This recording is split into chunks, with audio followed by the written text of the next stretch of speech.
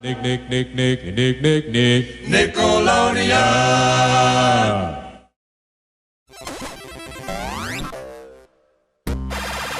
Games.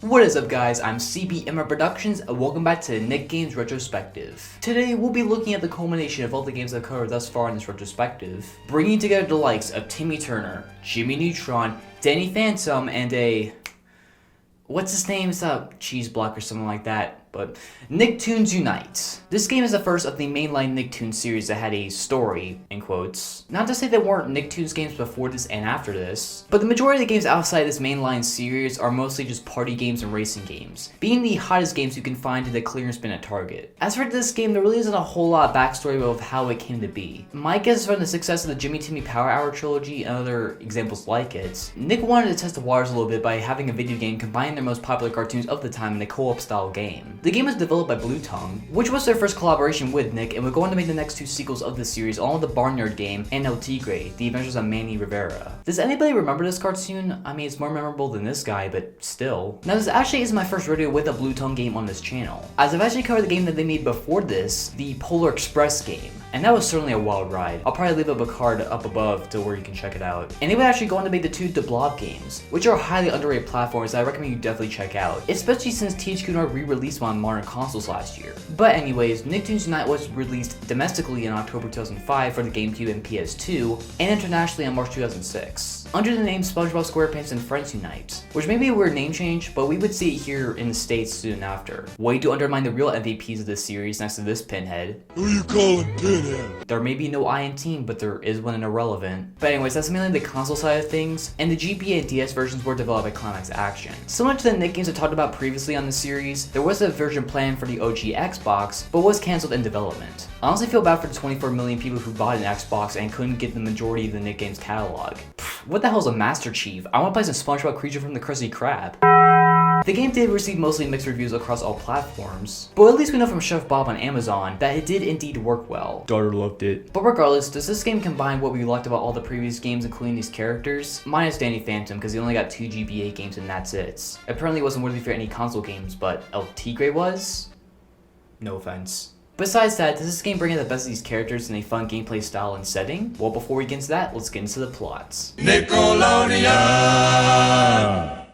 So we start with this adventure in Bikini Bottom, as SpongeBob and Gary are walking outside to go up to Patrick's house. Good morning, Gary. What are we gonna do today? But then Plankton announces on these speakers attached to this giant wall that somehow SpongeBob never noticed before, that kind of moves like a fleshlight, that Plankton plans to take over Bikini Bottom with the help of the syndicates. From now on, I, Plankton, and the Syndicate will rule Bikini Bottom. Which we'll find out who they are later, as he starts sucking people up in these giant machines.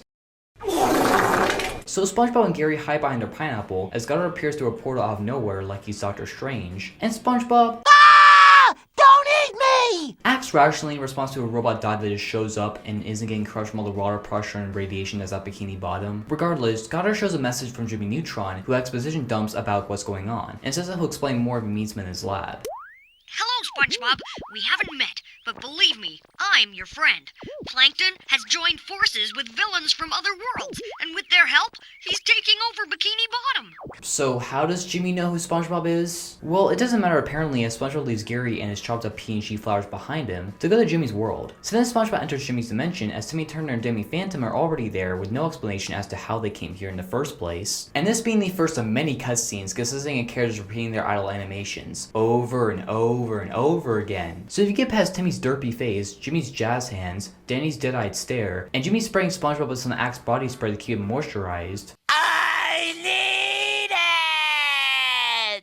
you'll see the very thin plot consisting of Jimmy explaining the Syndicate. They're a group of the main villains of all our heroes teaming up. Plankton, Mr. Crocker, Vlad, and the ringleader Professor Calamitous, who copied Jimmy's plans of a device he made, the Universal Porter Machine, that can travel the multiverse to assemble his team. He's also created an army of robots. And each of the villains are stealing energy from their worlds for unknown reasons to our heroes. Don't be such a science nerd. If you think about it, this is actually pretty cool. It's just like one of my games. Now, Timmy, this is a lot more serious than one of your video games. Yeah, because this is what a serious game looks like. Last of Us Who? So the team decides to try and stop the Syndicate from stealing more energy as they head to their first world, Amity Park. So then we get our first epic level in Jimmy's lab as we... Oh, that's it? So then we get our first epic level in the Ghost Zone prison, as the team teleport themselves to Danny's high school, now being taken over by his arch nemesis Vlad, along with him having Danny's parents under mind control, as Vlad does a typical bad guy monologue. You cannot resist, Danny. The Syndicate cannot be defeated. With every passing moment, this ghost portal provides us with power for the Syndicate's ultimate plan, and provides me with unlimited ghost energy. Oh, I thought you were going somewhere with that. So Vlad offers Danny an ultimatum, either joining him and let his parents go, or not join him and get thrown in the Ghost Zone prison and get him and his friends knocked up. Sorry, I mean knocked out with some purple orbs. He chooses the latter. So then they wake up and there's no voices. I guess the developers couldn't get that much out of the voice actors. So this guy named Walker locks him up and basically says it'll be fine if they stay put and follow the rules. Which of course we're not gonna do, or this would be a very dull game. Or more dull than it already is. So we manage to break out of our cell by the box ghost, offering us help if we get rid of the 7 ghost rats for reasons as we kill them. As we go through the rest of the prison as we shoot up various enemies in our path, along with collecting coins for an upgrade system which is available whenever you see Goddard, usually during the midpoint or end point of a level, to where you can upgrade weapons and special abilities. There's also these green and purple orbs to collect, which basically helps you out with your health and energy whenever you need to use your special abilities, such as SpongeBob being able to soak up water like he's trying to give Gary a bath and spit it out, Timmy being able to freeze objects so he can break them, Jimmy shrieking out big objects in his path and throwing them around, and Denny knocking out enemies and possessing them like a Super Mario Odyssey, and many other examples like it. So after getting through the hordes of enemies and obstacles, we make it to Walker as we defeat him by just hitting him a bunch of times, as he stumbles to the ground trying to imitate the late great Chris Farley. Bad guy in little gold. Richard, what's happening?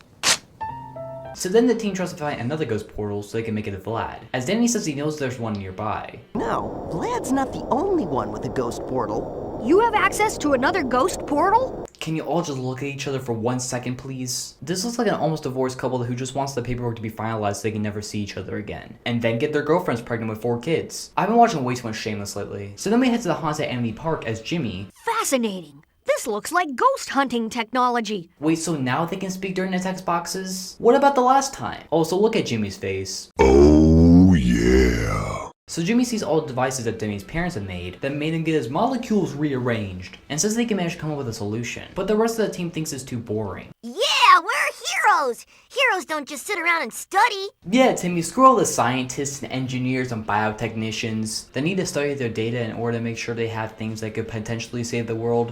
This is no time to be studying. Shut up, Cosmo. So then we head outside into Danny's town as meet his friends Sam and Tucker.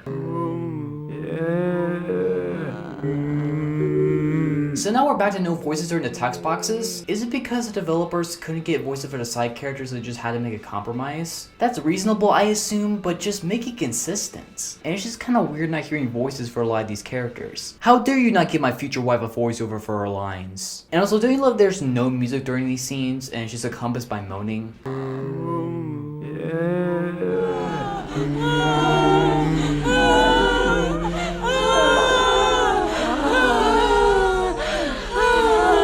Am I rewatching Midsummer? So what's going on is that Vlad's ghosts have possessed 6 people in Danny's town, and now they have to get rid of the ghosts and any enemies that come their way. So Danny has to use his ability to possess these people, who are huge compared to Danny like they're Greek gods, as we do the same enemy being able to be done before as we head up to Vlad's castle to defeat him, but we must also go through the trials and tribulations of the interior of the castle before facing him. Such as Timmy blowing these random electrical devices by freezing them, and Danny possessing multiple gorillas that are at his castle for reasons. Monkey! Then we have to do the throne room to face up Vlad once and for all as he teases that the Syndicate is building something for later, as Danny has to possess his dad to beat up Vlad and hit him a bunch of times until he gets exhausted.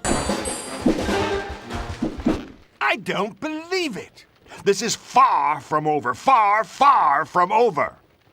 That was anticlimactic. Let's get out of here before they notice us. But I was hoping to learn more about their ghost hunting technology. Trust me, ghost hunters and ghost boys don't mix. Yeah, those two have never worked together. Never. Only once. Never again. Well, we'll see how the new one does. So then we head to our next world, Bikini Bottom. I can't believe we're under the sea. Everyone keep chewing your neutronic air gum. It'll let you breathe in this environment. I think breathing air would be the last thing I'd be worrying about right now. How are any of you outside SpongeBob able to see clearly underwater, walk completely fine, talk normally, and not die instantly from depression or radiation? I know people are gonna say it's just a cartoon, but these are questions that I need answers to. So SpongeBob's teammates ask where everybody in Bikini Bottom is, and SpongeBob believes there's a surprise birthday party for him because of that one episode. Or maybe the developers just didn't have a lot of time to put NPCs in their cutscenes. Think that. Surprise! That's a weak reveal. It would have been better if the robot said this. Change the world. My final message. Goodbye.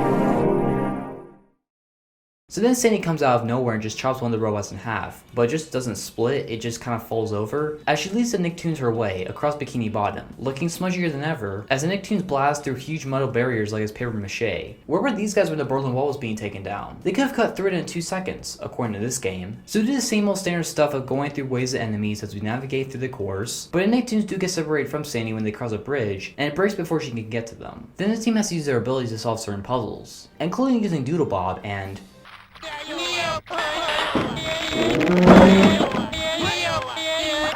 the less said the better. Then Sandy rejoins the team and plans out how they're going to take out Plankton. First, Sandy destroys jellyfishing harvesters, who have taken hostage most of the people in Bikini Bottom, and get to his base and shut down his machines. But before that, we stumble across the Dutchman's ship, as we have to help him get his 6 crewmates back so he can break open the entrance to the jellyfish factory. So just more ghost punching, you know, the huge. After that, the stiff and comatose Dutchman breaks open the door for the Nicktoons as we make it to the jellyfish factory, as the Nicktoons come up with a plan to destroy the machines and free Patrick, who's just vibing in an urn apparently. So we do some more platforming, kill some enemies, and destroy the machine that free all the trapped jellyfish, as the Nicktoons have to face Plankton head on. We're coming to save you, Mr. Krabs! Wasn't Mr. Krabs the one who kidnapped all the jellyfish? Oh wait, wrong episode. So we go to the chump bucket to find Mr. Krabs being tortured, as Plankton is trying to make him spill the Krabby Patty's secret formula to him. Are those bills stuck to his skin? Anyways, Plankton suits up in a mech crab suit that looks like a low-rent version of that one boss from Super Mario Galaxy, as it plays similar to the Vlad boss, in having to dodge his attacks and hit him in his weak spots. After you defeat him, he does another bad guy speech until Patrick ground pounds him.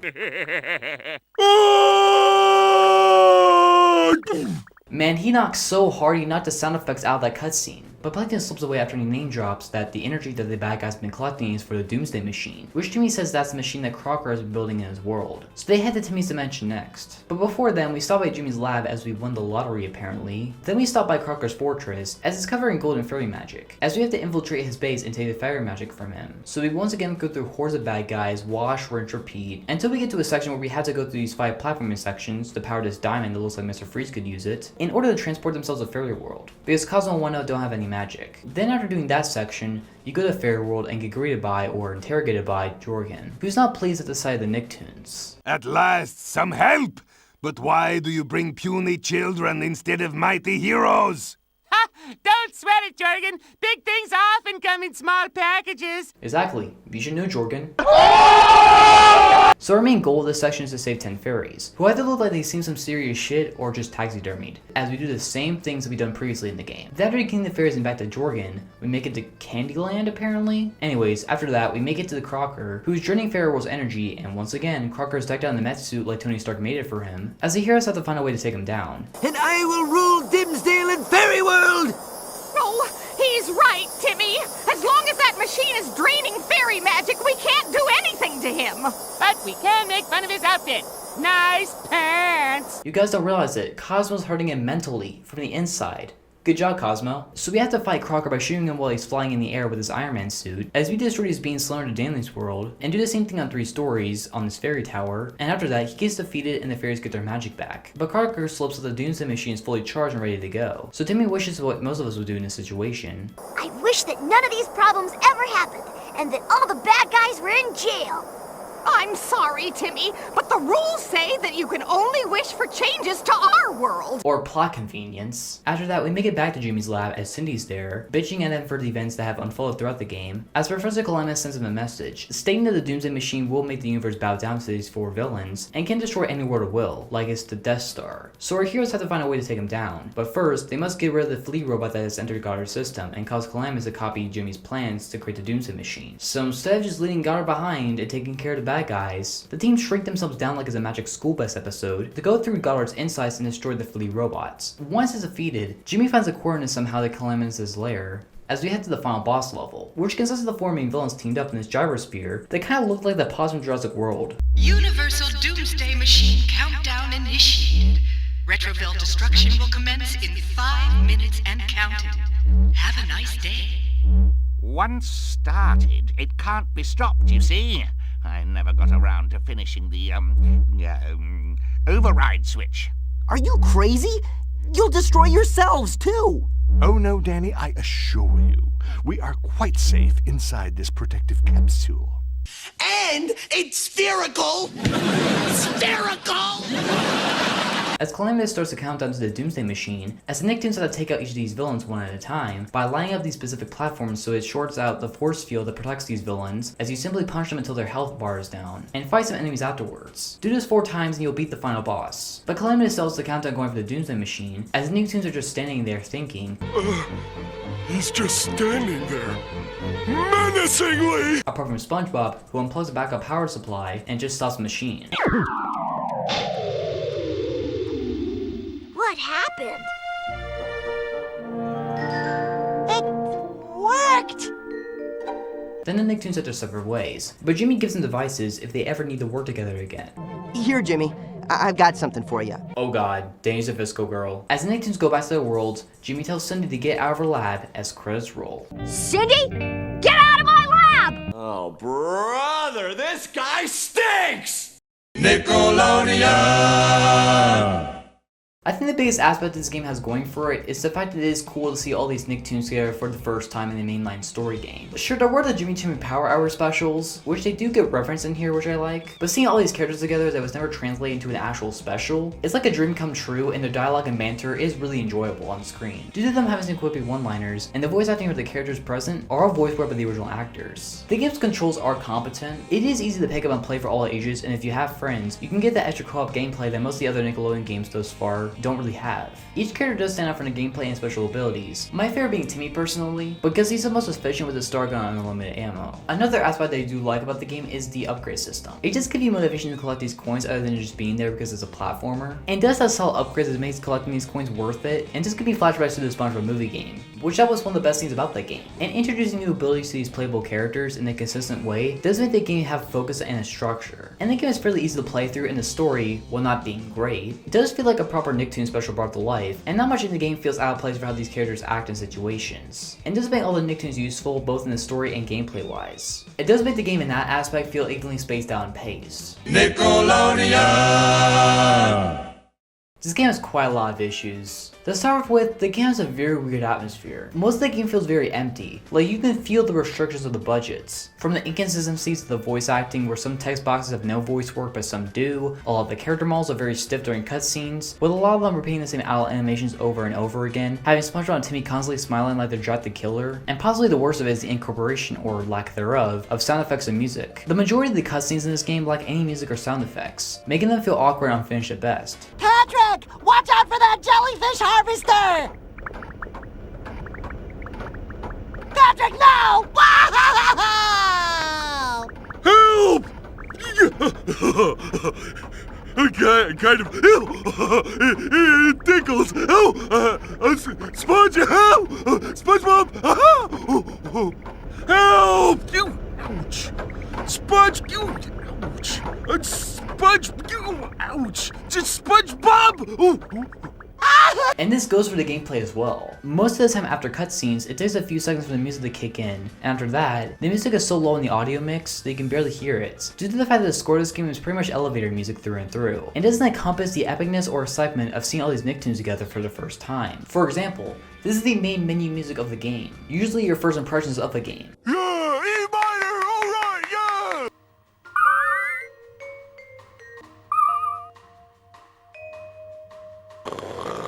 And there are so many other examples like it. And the sound effects of this game either don't fit in or are too over the top.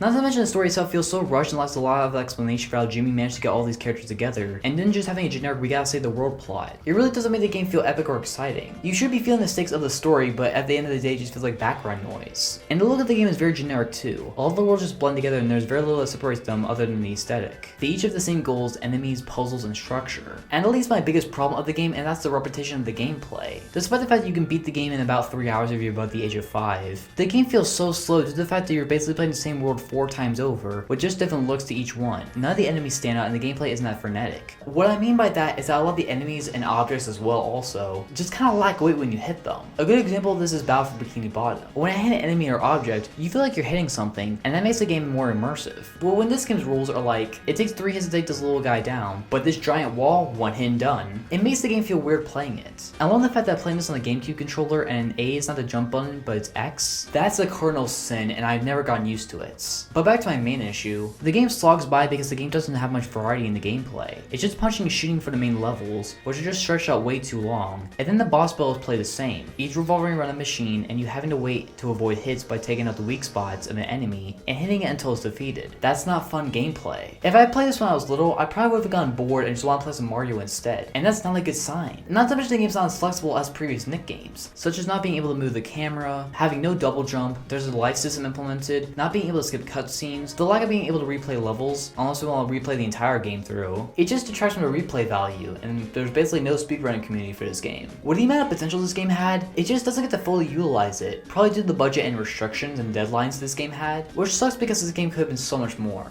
Nickelodeon!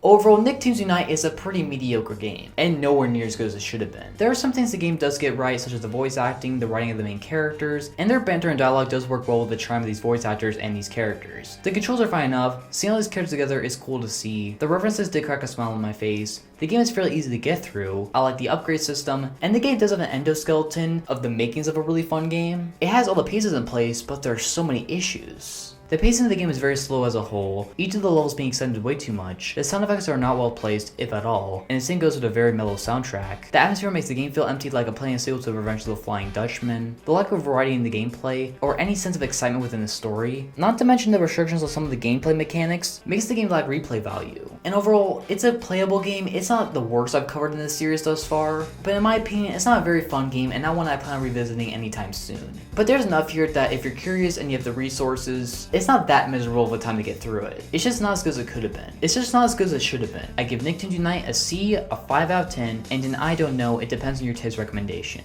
But anyways, that's Nicktoons Unite. What do you guys think about it? Leave your thoughts down in the comments, and please don't forget to like, share, and subscribe for more content. I'm CBMF Productions, and I'll see you on the next level. Peace out.